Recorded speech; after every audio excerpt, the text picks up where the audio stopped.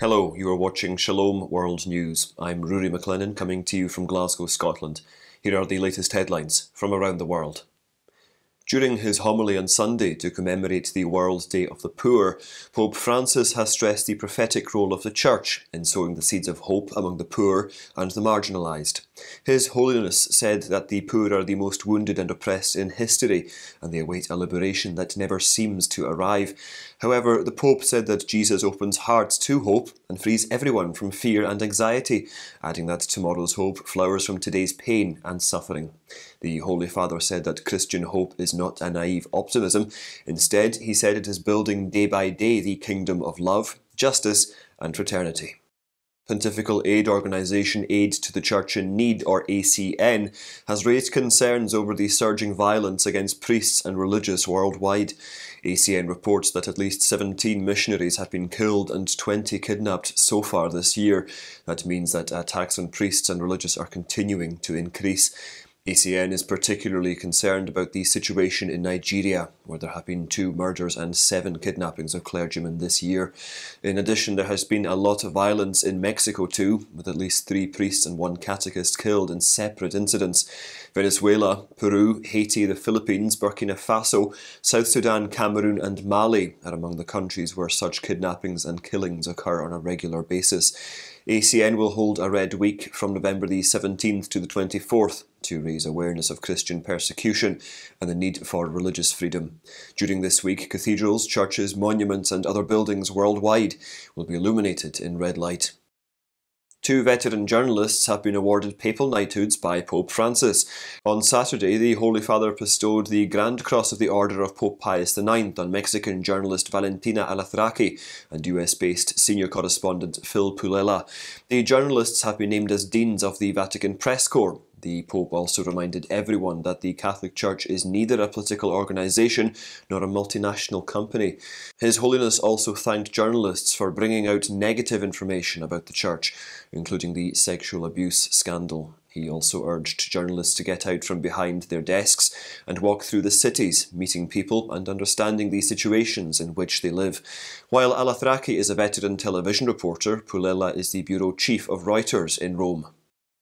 2 theologians, Professor Hanna-Barbara Gell-Falkowitz and Ludger Schweinhorst-Schönberger, have been awarded the prestigious Ratzinger Prize. The award is given by the Church to outstanding theologians for their research in the discipline. During the ceremony in the Vatican on Saturday, last year's winners Professor Jean-Luc Marion and Tracy Rowland were also present, as they could not come to Rome to receive the award because of pandemic restrictions last year. The Holy Father Pope Francis expressed happiness over the community of award winners expanding every year. He also paid tribute to his predecessor Joseph Ratzinger, describing him as one of the many teachers who educate us to think in order to live a relationship with God and with others ever more profoundly. His Holiness said by awarding this prize named after his predecessor, it is an opportunity for him to express once again affectionate and grateful thoughts to Pope Emeritus Benedict XVI. The Archdiocese of Brisbane in Australia now has a new auxiliary bishop. Pope Francis has appointed Father Tim Norton, a priest of the Society of the Divine Word, as the auxiliary. The announcement was made at the Vatican on November the 11th. Father Norton, who currently serves in Italy, will assume office early next year to assist Archbishop Mark Coleridge. A native of Sydney, Father Norton took his first vows in the Society of the Divine Word in 1986 and was ordained in 1991. Since 2012, he has been working with consecrated men and women in promoting interculturality. Father Norton has worked with Archbishop Coleridge to set up houses of the Society in 2 parishes. The Bishop-elect also worked with the St Vincent de Paul Society to arrange a shelter for people fleeing abusive relationships. The date of his episcopal consecration is yet to be decided. Congratulations to the Bishop-elect. The Catholic bishops in the United States gathered in person in Baltimore on Monday, November the 15th, for their annual autumn meeting. This time the prelates will be focusing on a document on the Eucharist, and they are expected to bring out a final document that might have ramifications for politicians who support abortion. The gathering, which will go on until November the 18th, will also see the election of office bearers of various committees, such as the Treasurer of the Bishops' Conference and the Chairman-elect of the Committee on Divine Worship. An Australian Catholic priest has been honoured with the Catholic Health Australia Sister Maria Cunningham Lifetime Contribution Award. The Reverend Dr. Joseph Parkinson has been given the top award that is given to individuals for outstanding innovation, excellence and contributions to health and care of the aged in the country. Dr. Parkinson was chosen for the award in recognition for his contributions to St John of God Healthcare, one of Australia's most prominent Catholic healthcare providers, and his impact on the community through a lifetime of bioethics writing, teaching and consulting in health, aged care and education. For the past 39 years, he has served as a priest in the Catholic Archdiocese of Perth. He is the longest-serving director of the L.J. Goody Bioethics Centre, which is part of the Archdiocese of Perth and conducts research, education and consultation in personal, professional, public and healthcare ethics.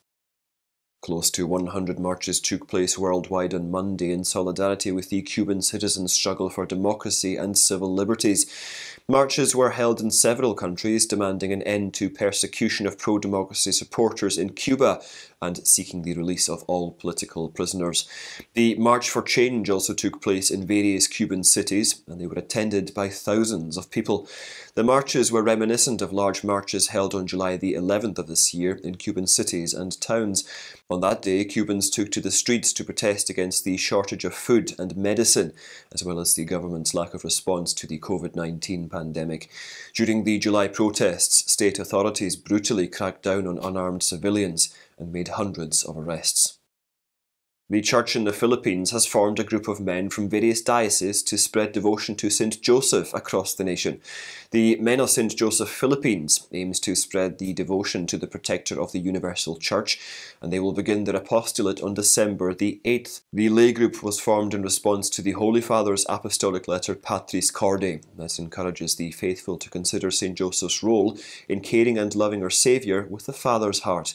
The primary mission of the association will be to introduce the life of St. Joseph to Filipino men in order that they may imitate his virtues. The Italian congregation, the Oblates of St. Joseph, has been working with the bishops to form the group, with the end of the year-long celebration of the 150th anniversary of the proclamation of St. Joseph as the patron of the Universal Church on December the 18th.